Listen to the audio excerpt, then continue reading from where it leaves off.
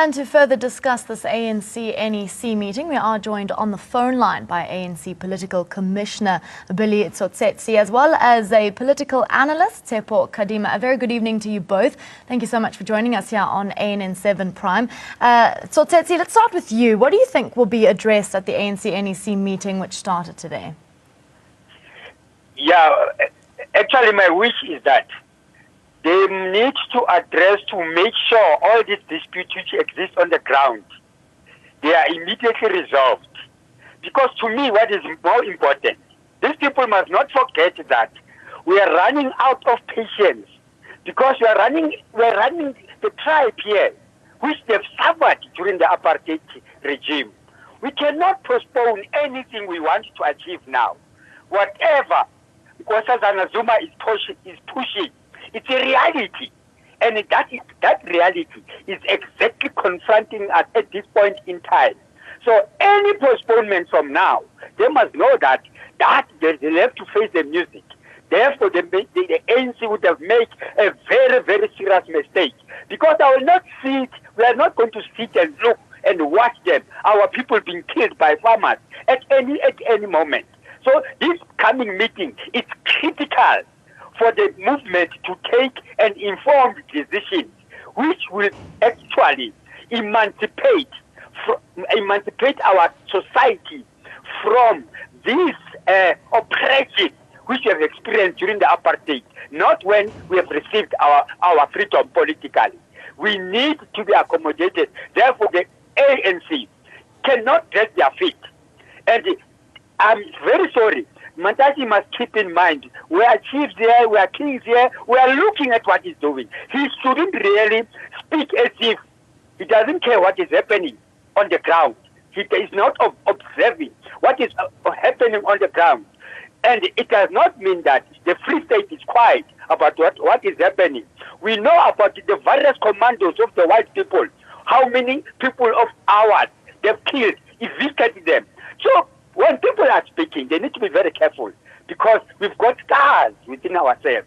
This is what I can say. I hope them the best. Let them resolve those disputes. Let them not manipulate the results on the ground. Thank you. Mr. Kadima, let's turn to you now. What preparation expectations do you think will be discussed leading up to the December elective conference in this meeting? Well, I think first and foremost, it's going to be important for this NEC to communicate what are the provisions that of recourse which the various branches have in the event that they are unhappy or that they suspect there has been any irregularities in as far as the nominations or the branch general meetings are concerned. But I think one of the key challenges that the ANC is facing, of course, is the fact of that of confirming whose membership is current and therefore is in good and regular standing and legible to be able to participate fully in the processes, including the nomination processes for the General Conference in December.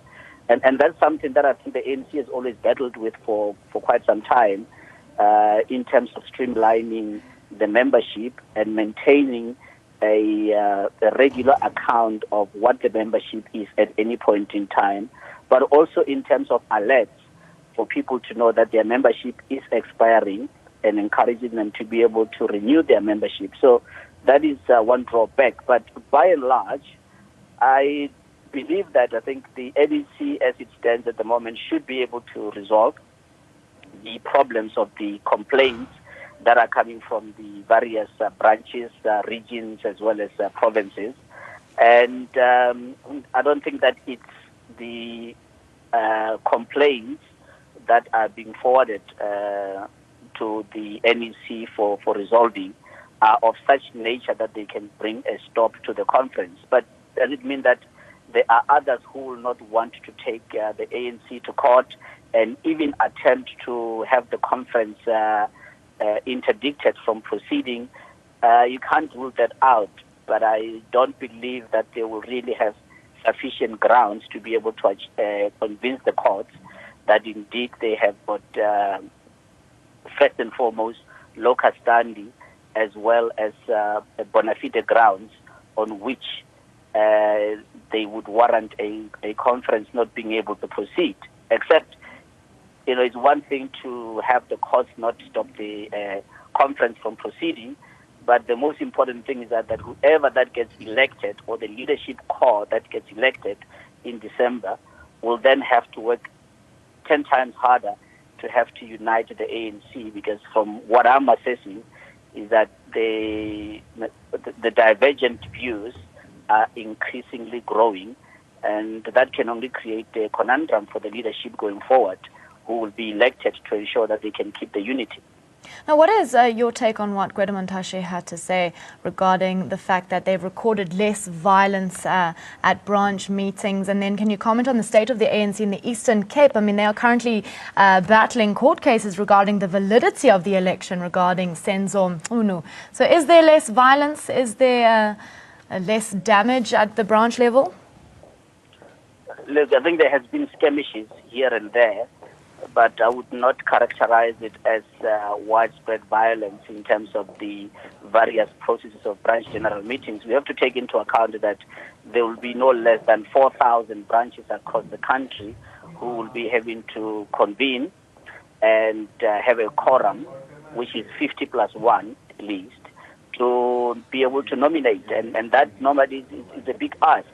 So therefore it means that you've got participatory democracy, and everybody else has got an opportunity of being able to participate. But the other thing, of course, is, can there be incidents of intimidation? One cannot rule that out. Will there be arguments? One cannot rule that out. And I think that we've already seen instances of those happening. But we also have to bear in mind the following, that during the nomination process, the nomination is done through the raising of hands. You do not have effectively electoral officers who would be presiding over the nomination process, and a nomination process that would be done in secret. So the nomination process is itself done openly through the raising of hands, and that unfortunately creates a space for intimidation of some people who might not want to raise their hands to nominate in one form or another. So it increases the tension. However, the general conference itself, the elective conference, it is done in secret. And I think as much as we might have an indication as to how the process of nomination has gone and where the balance of forces is, you can't really say for sure that that will be the eventual outcome, because, as I mentioned, you have, on the one hand, the nomination is done by the raising of hands, but the actual election, it will be done through secret ballot. And that always creates room for things to fundamentally and materially change from what might have been the nomination process. Mr. Kadima, thank you so much for your comments there, as well as a big thank you to Billy Itsotsetsi, who is a political commissioner, talking about the ANC NEC meeting, which started today.